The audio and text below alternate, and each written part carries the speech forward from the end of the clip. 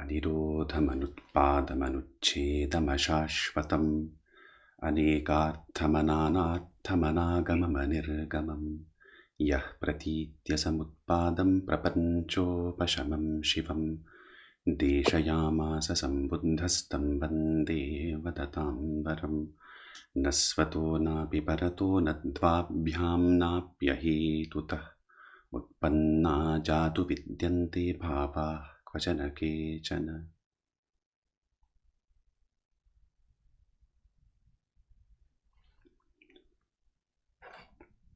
It is wonderful that in these difficult times you all come for a session about the teachings of the Buddha, rather than feeling upset or sad or spending your time on Netflix.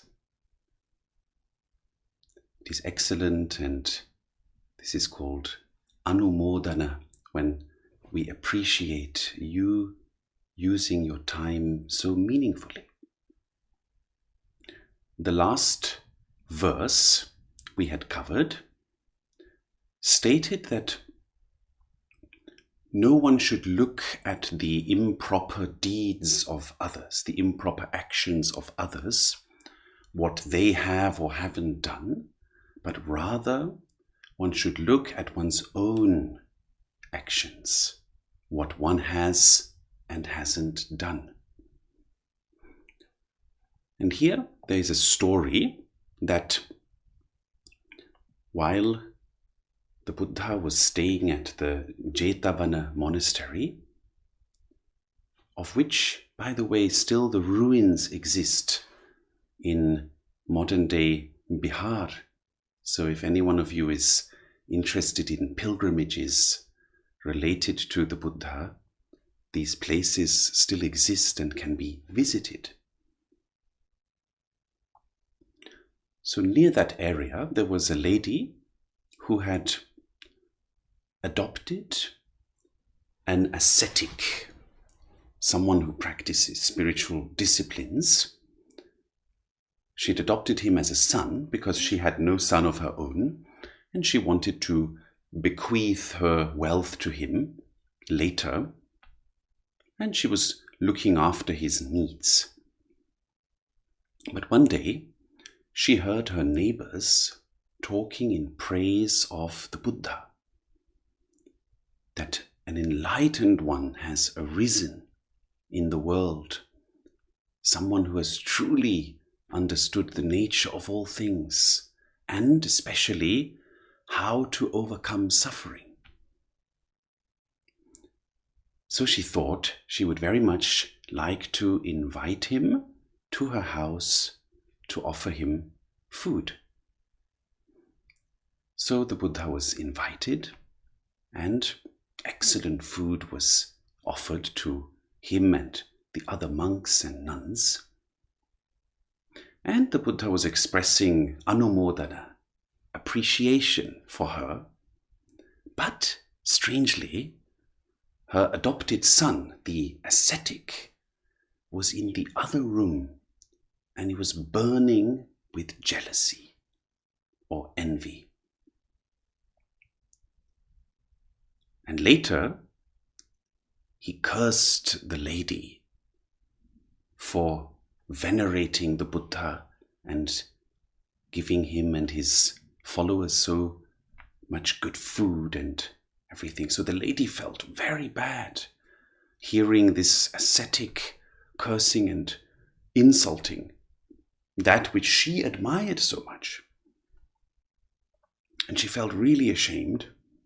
So she went to the Buddha and told him about this, that she's so disturbed, she feels so disturbed by what Bhaveya, this adopted son of hers, was talking. And this is when the Buddha said, don't worry about the negativity of someone else, the negative actions. Concentrate on your own good deeds. Concentrate on your own states. Don't judge so much. Why? Because we get entangled in the problems of others so much when we develop a judgmental view, when we think we are better or we know better, then we start looking down, and that looking down, even sometimes it can take the form of meaning well and really wishing to help, which is okay, but it still entangles us very much in a cycle of negative states, and that is often difficult to come out of again. So it's very important as spiritual practitioners not to develop judgmental minds, not to develop this very, very common quality of what spiritual people unfortunately often have, is judging others and feeling better and feeling superior to others. You see, I grew up only with spiritual people. Wherever I went, I was only surrounded by spiritual people, and therefore I've always been able to observe that this is a common theme. It is so common in each group. Of course, some people argue, not only among spiritual people, each group sort of raises themselves above others. And that might be true, but then especially spiritual people shouldn't be doing that. The mind of a spiritual person should be vast like the sky and should embrace all beings with all-encompassing maitri. Now the next two verses. Yatha piruchiram pupham vannavantam agandhakam evam subhasita vacha aphalahoti akubbato. Yatha piruchiram pupham varnavantam sagandhakam evam subhasita vacha saphalahoti sakubbato. A well-spoken teaching is fruitless if one does not act accordingly, like a beautiful, colorful flower that has no fragrance. A well-spoken teaching is fruitless if one does not act accordingly, like a beautiful, colorful flower that has no fragrance. A well-spoken teaching is fruitful if one acts accordingly, like a beautiful, colorful flower that is also fragrant.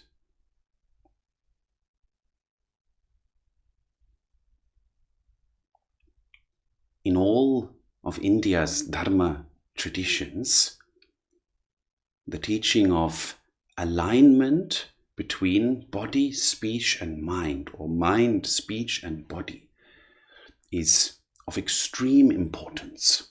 That whatever our view is, that we also express with our speech, and that we also act upon with our body.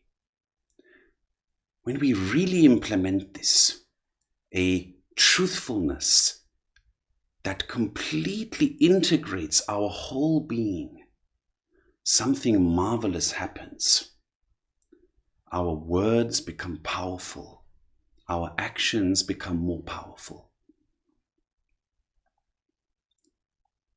There have been many examples in history of people who merely through the power of their truthful being were able to convince others to be good, to be virtuous.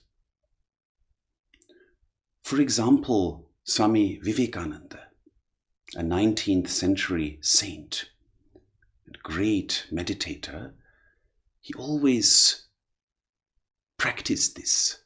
The Buddha was for him the greatest teacher, and he studied all his teachings. And Swami Vivekananda's personality was extremely charismatic on account of this truthfulness, that he was utterly truthful in mind, in speech, and in body.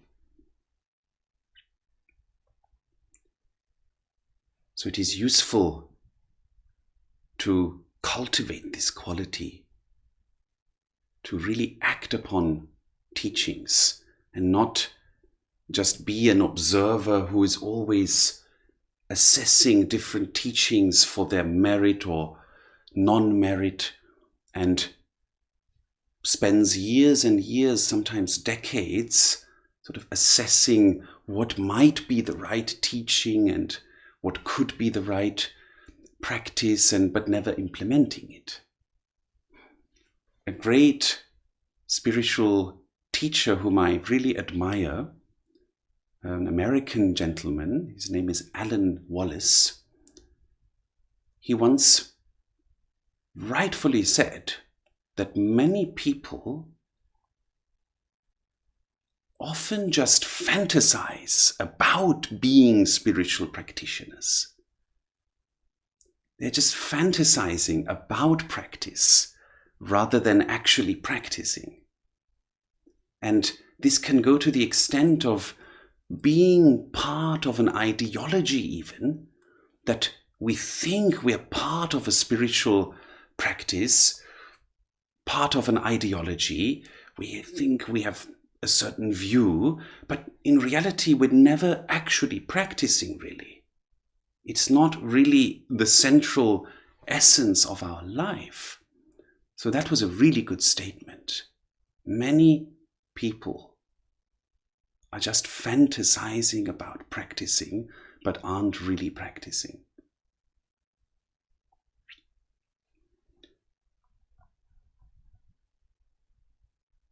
Yathapi puppara simha kahira mala gune bahu evam jate namachena kadabbam kusalam bahum.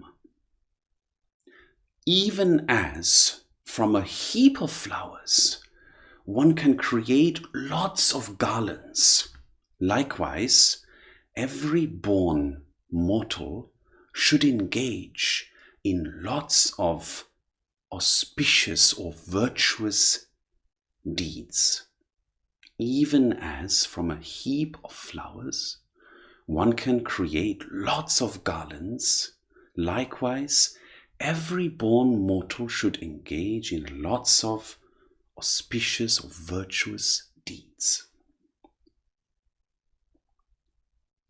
Instead of letting our personal experiences, maybe troubles, predicaments, make us gloomy and moody, we can make use of all the manifold experiences of life, even the most difficult ones. Like the time we are in now, we can use these as a practice field to engage in virtuous deeds, to cultivate compassion and kindness. Every challenge is a field where we can act, a field where we can make the soil softer and we can plant something wonderful. No situation is such that we cannot use it to grow innerly. Here there's a story that also, while the Buddha was at the Jetavana monastery, his disciple, one of his main disciples, Maudgalyayana, was making his rounds in a village called Sakkara near Rajagriha, and there he came upon the home of a man named Kosya who was quite well off, but extremely miserly. He was reluctant to give away even the tiniest part of anything belonging to him. And once the Buddha's disciple, Maudgalyayana, was doing his rounds, as it is very common in India and also in other countries where monasticism is greatly respected. If you go to northern Thailand one day, you can see that tradition still very much alive. The monks are walking through the street, and people with great respect, great love, give them some food. So one day, as Maudgalyayana was making his rounds, he could see that this wealthy man and his wife went to the upper story of their house where no one could see them, sort of to avoid having to give anything to the monks. And Buddha, through his supernormal awareness, became aware of this and felt a connection to this wealthy man and his wife, and felt that they could make great spiritual progress. So he told Maudgalyayana that he should be a little more insistent and should bring them to the meal time at the Jetavana monastery. So the Buddha was suggesting that Maudgalyayana could be generous to them first and invite them for a meal. But when Maudgalyayana came to their house, the rich man thought, "Oh, this is just another monk who wants something from me," and told him to go away.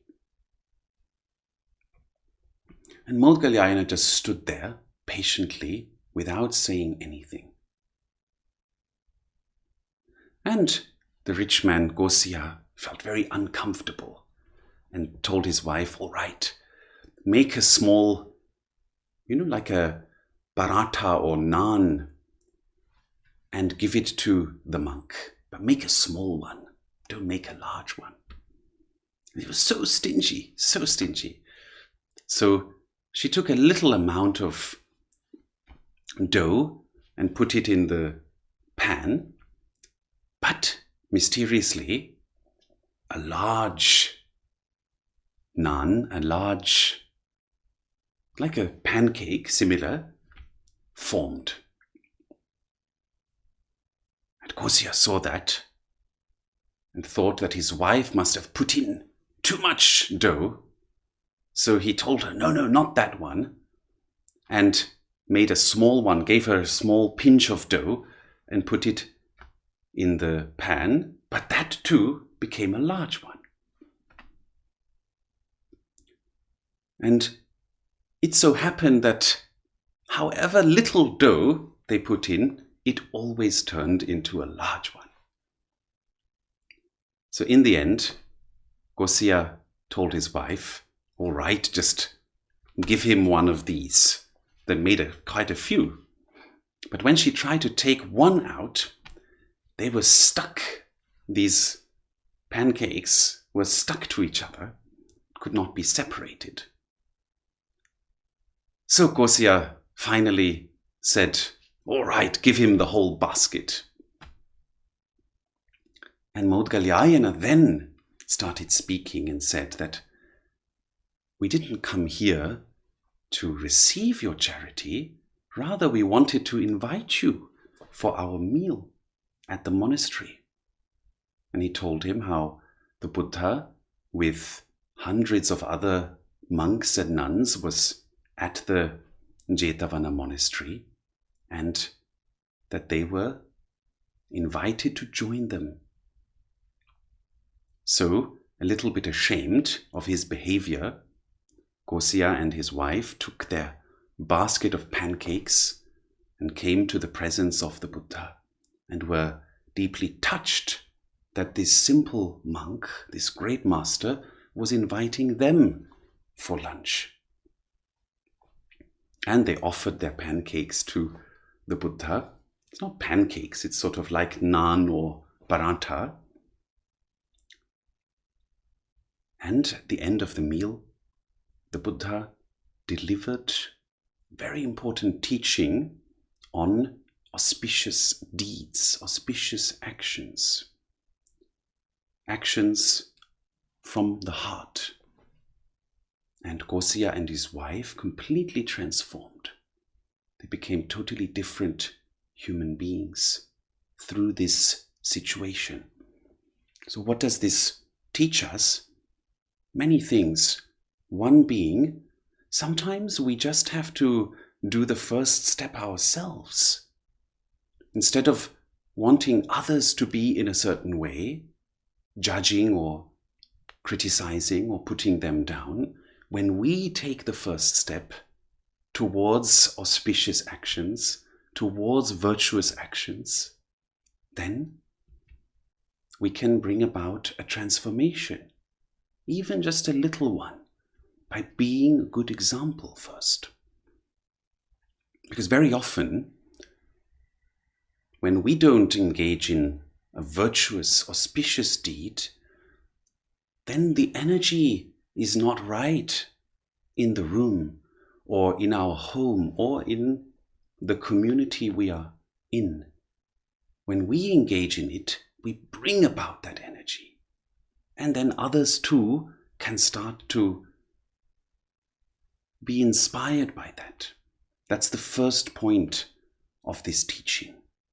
And the other point is, here I want to dwell a little bit on something technical.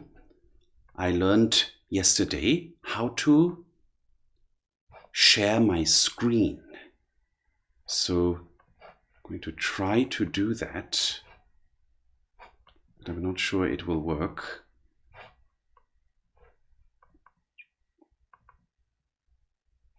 This was created by Aditya-ji, and I hope he's okay with me sharing it here.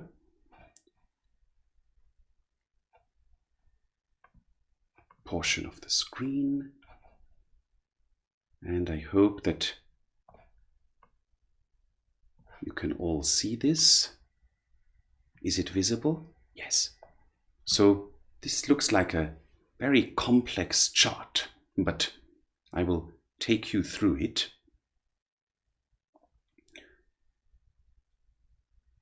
If you look towards the left, on my side it's on the left, it says the true nature of the mind or awareness. This is our true being. And through ignorance or self-centeredness, if you follow the arrow to the right, through ignorance or self-centeredness, we come to the notion of a permanent me. I think there is a typo here, permanent. That we think we permanently exist. And we become extremely selfish. We're always just interested in our own self, in our own benefit. And this then splits up into two basic emotions. One is that we like certain things for ourselves and we dislike certain things for ourselves. We have covered this in the past as well. This is like and dislike, or attachment and aversion. And when this is in relation to others, it turns into pride when we dislike what others have, or when we dislike what others own, it turns into jealousy. And when we like our own, it turns into pride, and we consider others to be lower than ourselves. So these basic emotions also have a spectrum, which you can see is listed on the side. There are low forms of aversion and high forms of aversion. A low form of aversion is just that we dislike or we have some disgust, and a high form of aversion is that we hate. Now, importantly, these basic emotions, which are first of all just inner states, they're just inner states. They turn into outer actions, either of the body or of speech or also of the mind. And these turn into what we call karma, a karmic result, phala in Sanskrit. So when we have states like these, like hatred, and then our body or mind or speech acts upon that emotion, this turns into karma. It turns into a result. That result is twofold. It has two aspects. One is the visible result. You see, I'm following these arrows here. I'm sure you can see that. We're now at the stage of the result. And now this splits up into two results. The seen result or visible result and the unseen result, the invisible result. The visible result is that which modern science also captures. That when there is a hatred in me, then my inner being becomes agitated and externally I cause some trouble to the person I hate.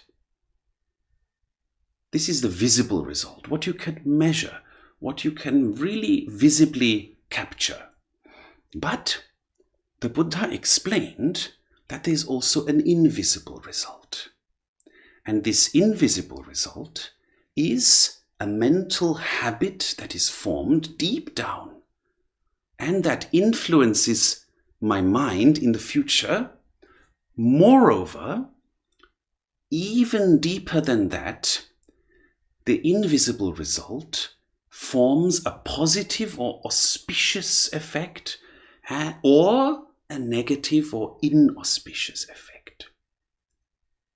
These are called punya and pāpa. Punya means it's like a bank account, really.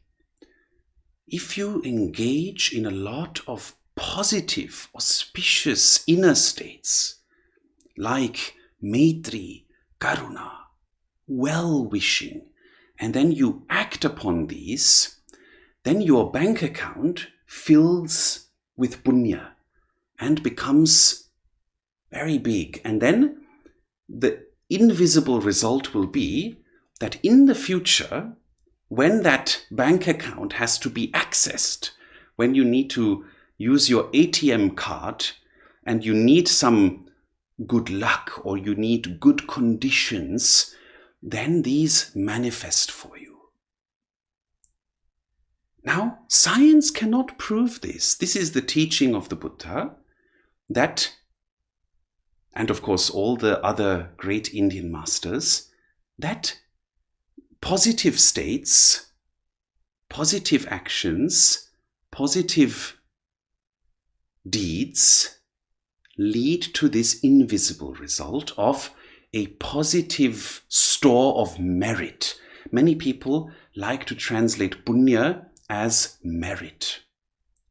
And that this then, when it is present at the back, deeply karmically inside you, becomes available in the future in the form of positive outer conditions, positive inner conditions.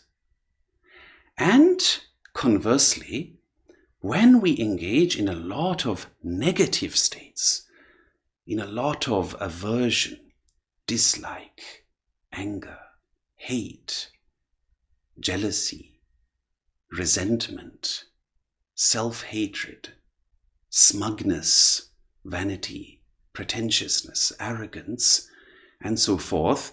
And when these are allowed to come to expression through our mind, our deeds, our actions, then the bank account is depleted and there's a lot of papa, a lot of negative, which is the opposite of merit. And then we say, or the Buddha explains in the Dharmapada, that our conditions become negative. We innerly feel agitated all the time. We go into depression, or externally things constantly go wrong and the conditions are no longer auspicious. So all this forms a cycle, and these invisible results, they take a time to manifest. It's not immediately always that this happens, which is why people who commit negative actions are not always in trouble right away. Sometimes it takes time. And the ancient teaching is that it can even take till the next life. But the teaching of the Buddha is that this law is absolute. There is no way of getting around this law, that our inner states and outer actions have both visible results and invisible results. And that this then, in the future, affects our inner and outer experience.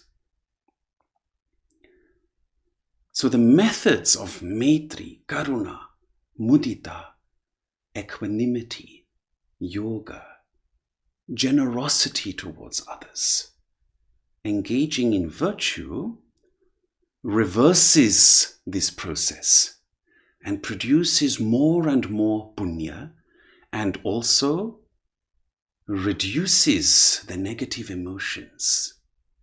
Our pride is reduced, our jealousy is reduced, our self-centeredness is reduced, and we get more and more clarity and the ability to understand our true nature. And when, of course, this process reaches its maximum stage, that is known as enlightenment, then we come back to our absolute true nature. I hope this chart, although it looks very complex, was a little bit useful to you. With Adityaji's permission, we can also share this with you, that you can have a look at this, or you can put it on your fridge and you can remind yourself daily of this cycle, of this process, of how your inner negative emotions lead to outer conditions, to actions which then have both a visible result and an invisible result.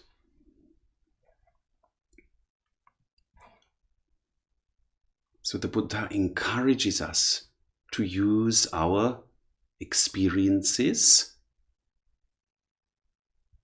like flowers we are collecting to make garlands, to engage in lots of auspicious deeds, punya, deeds and inner states which produce punya.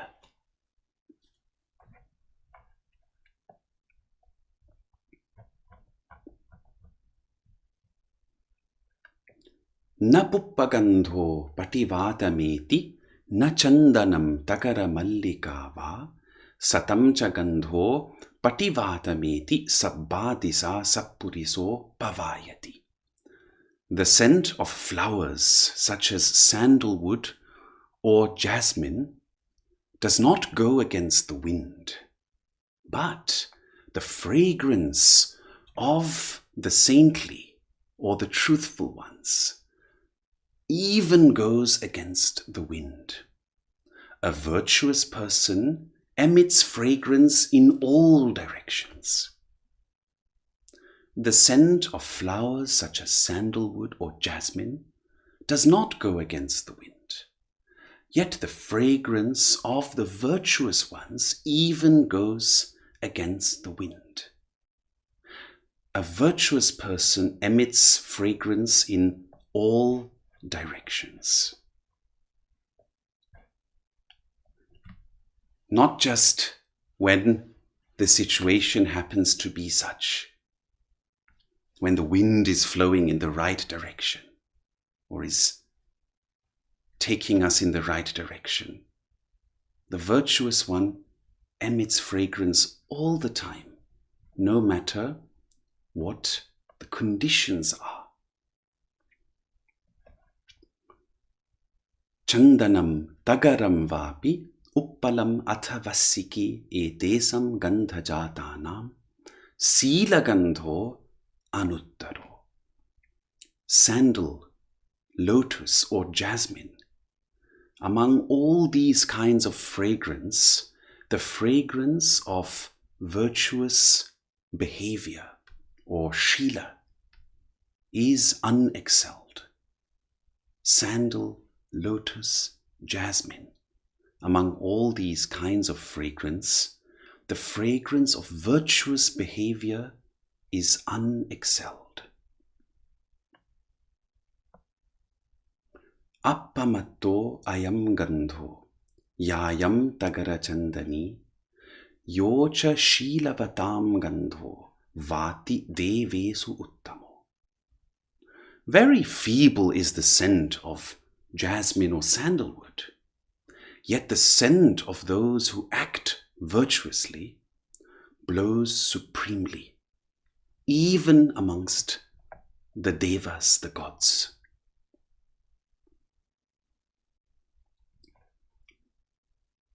And here there is a very long story, but I think we can cover this, that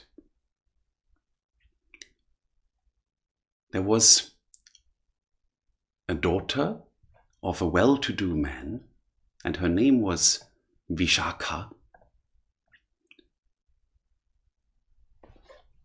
And her mother's name was Sumana Devi, who was the granddaughter of another very wealthy man. So a family that was very well off. And when Vishakha, the girl, was just quite young, the Buddha came on a tour of that region. And on that occasion, the whole family attended his discourses and teachings, and especially Vishakha gained a deep spiritual insight. She was always connected to the Buddha, always practicing what she had learned. And when she came of age, she married a man named Punya Vadana, the son of Migara, who was also, like their family, well-to-do. But Migara, like in the previous story, had a slightly stingy habit. So one day, while he was having his meal, a monk was walking past, begging for alms, for some food, but Migara completely ignored him. And when Vishakha saw this,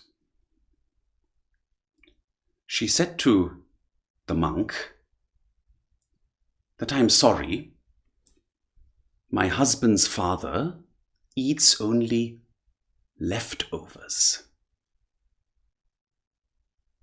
And when Migara heard this, he became furious and told her to get out of his house.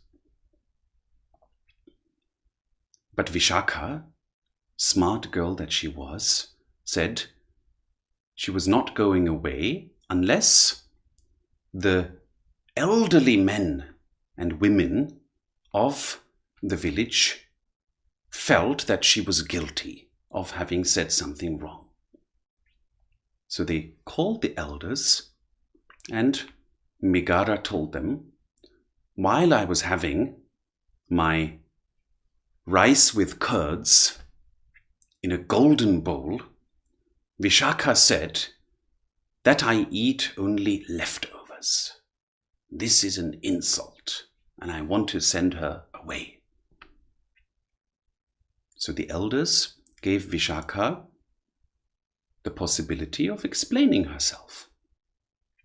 And she said, when I saw my father-in-law completely ignoring this holy monk who was just asking for some alms, I thought to myself that my father-in-law was not doing anything auspicious in this existence. He was only eating the results of his past good deeds. Because his past good deeds have led to this situation that he is well off and that he can eat rice with curds in a golden bowl. And in this sense, because he is eating the leftovers from the past, but not creating any new good deeds, I said, I'm sorry, my father-in-law eats only leftovers. Now, sirs, what do you think? Am I guilty? And the elders, they admired her wisdom and decided that she was not guilty at all.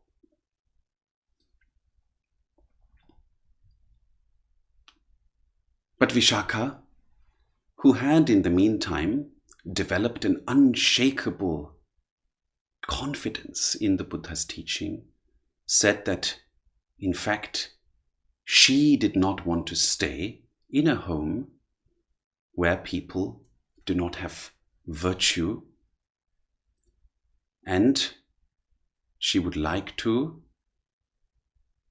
invite the Buddha and his monks for a meal, for maybe lunch.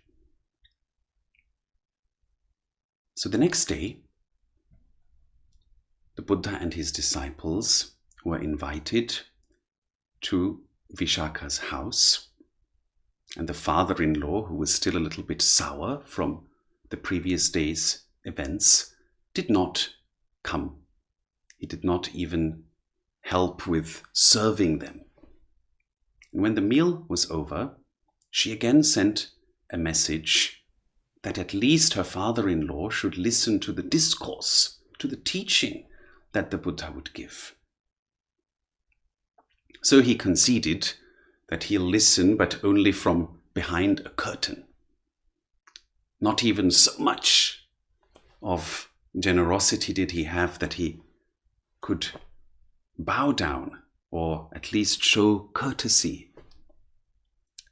But the Buddha's discourse was so vast about all-embracing Maitri for all beings, about overcoming our faults, about punya and papa, what you have just learned today, auspiciousness and its opposite, that Migara felt deeply touched, and he felt very grateful to the Buddha and also to his daughter-in-law.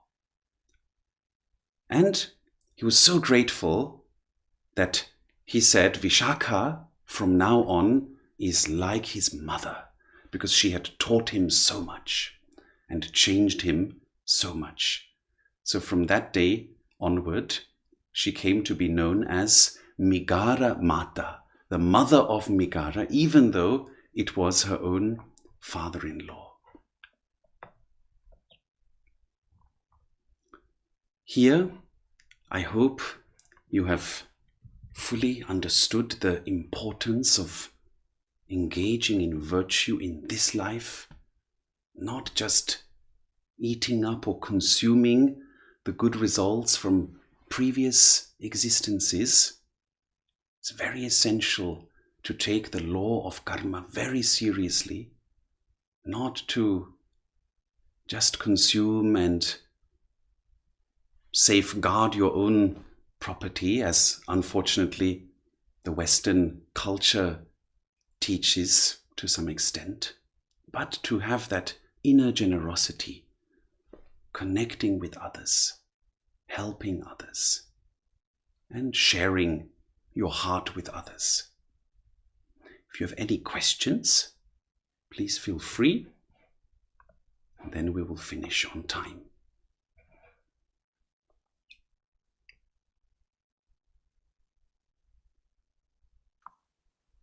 Hi, Vidyābhāskar. Yes? Thank you for today's class again. I really found the Adiji's chart really clear and very helpful.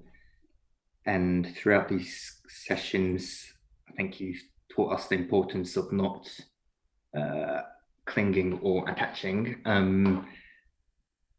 My question was around, I think I can, sorry, let me formulate this. I think I can enjoy connecting with people who have Maitri or compassion, and I think these things are built up in their bank account that forms their characteristics. So can you comment on anything about individuality versus letting go of attachments? For example, a lot of monks would, shave their head and dress the same, and they're really letting themselves be detached, I guess.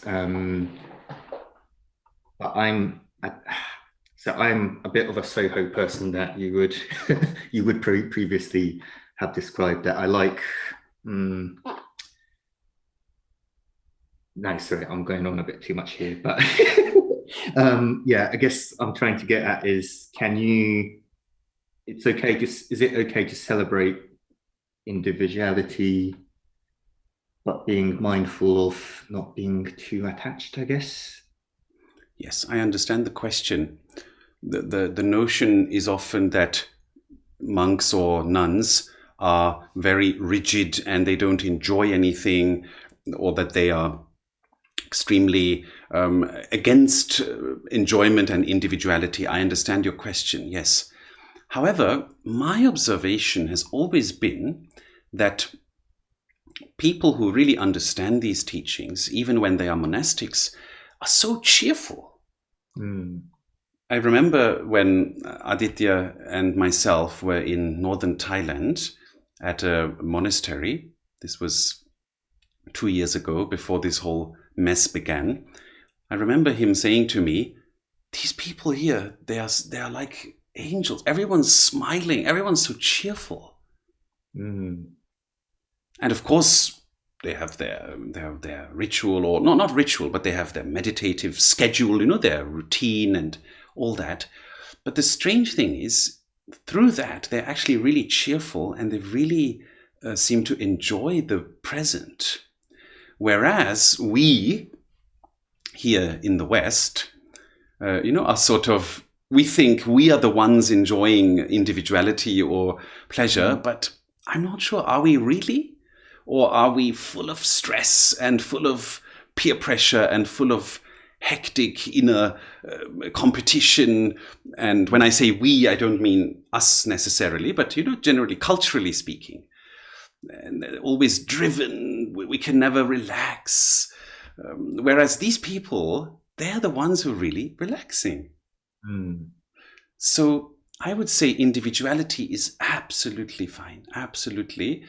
You can merge these teachings together with your individuality, where you really learn to relax, and where you learn to let go and not be so worked up about your possessions and your status and your property. And you understand? Yeah, I've got those. Yeah, I'm trying to let go. Yeah. It can really make you very cheerful. And remember, we also had stories where the Buddha said that lay people, that means people who are not monks, can just as well lead a wonderful spiritual life. So these stories, of course, just for everyone to know, they are from a monastic context, right? So these stories, of course, are always about the monastics. But these principles apply to everyone. That even in it's important, it's essential to dissolve attachments and to know impermanence. Impermanence makes us free. It is so beautiful. It makes us utterly free to know that everything we own is going to go away. If you understand this rightly, it makes you free. It's not even your body, you know, that if you have lived an auspicious life, it doesn't mean, Ayumu, that all of us have to become world teachers. You see, these teachings are meant for our individual context, for our particular context. If you've gone through your life being a source of happiness for others around you and deeply exploring your nature, cultivating these beautiful inner states, then later, when you die or when you get older, you will be so much more happy for it. Rather than if you've gone through your life aiming at the Porsche. You know, I don't know if you pronounce it Porsche or I don't know what you prefer, very expensive car or status, right? So some people go through life for status. Really, believe me, at a certain time, this will pay off what you're practicing now. So, but don't think it ever means that you have to let go of your own individual enjoyment. I think it would be great for you once, when all this is over, to go to a place where monasticism is well and alive. Then you'll see, wow, these people are so cheerful. Wow, amazing. We are the ones who are miserable, really. All right. Thank you. Thank you. So someone asks, can your own karmas affect your children? It's a very interesting question. And the clear-cut answer is no. Everyone has their own karma. However, of course, our karmas are intertwined.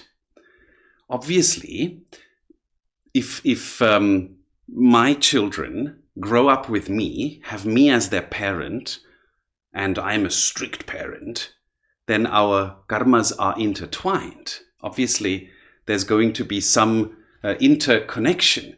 But no, the clear-cut answer is whatever happens to your children is really their own karma. It's their baggage that comes along. It's not yours. Everyone has their own. This is the clear teaching.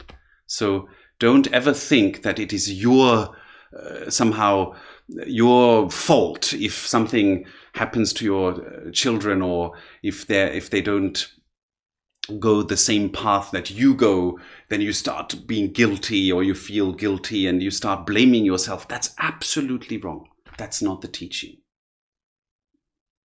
Each individual is separate.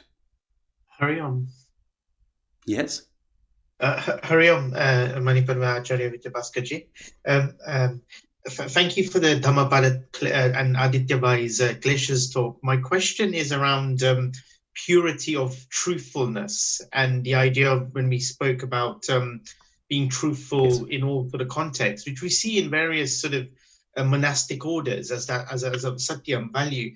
From a practical perspective, both from my own life experience and many family and friends, and I'm guessing tens of millions of people sort of working, say, in the city of London, where you're in environments where are very political, where you have to day in, day out lie or mislead or kind of show the truth in a different light because of the political work environments, and in the business space as well. Then how does one find that balance between actually the truthfulness and then acting in the world where it's almost so adharmic or so asatya happening, and one won't survive, or it would be very impossible to survive with purity of truthfulness? Like, how does one find that balance? Thank you, Hariom. I understand the question. Nevertheless, I still feel that for our own spiritual health, don't look so much at others, but for our own spiritual, emotional, mental, psychological health, I still feel that we should, in our livelihoods, keep that truthfulness, that honesty. It changes a lot. I understand your point that somehow perhaps one gains certain advantages if one manipulates and all that. I understand all that, but still I feel, in spite of that, it is your own inner treasure if you cultivate it or if you keep that. And I am quite convinced that because all humans in their innermost, they appreciate that truthfulness and that honesty. I do feel that if you always maintain it, at some point it pays off for you. I do feel that people will feel you are an integer person. They can rely upon you. They can trust you. So I do think it pays off with time. That's just my feeling and my experience. But I understand, Tusharji, that you are in sort of a very competitive sort of financial field and all that. I understand that.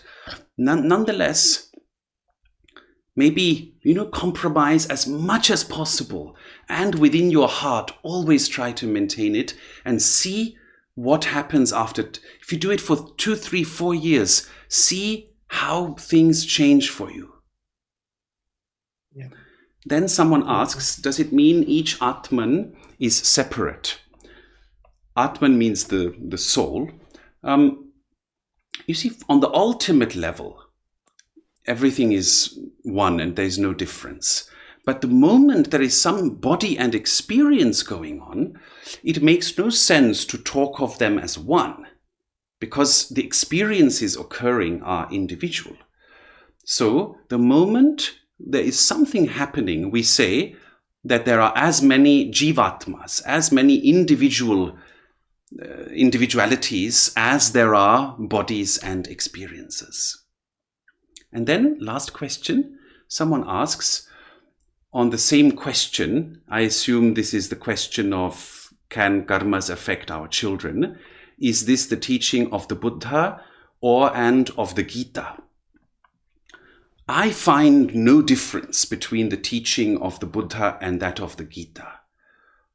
If there's maybe some superficial difference, but some very slight difference, but I generally 99% find no difference between them.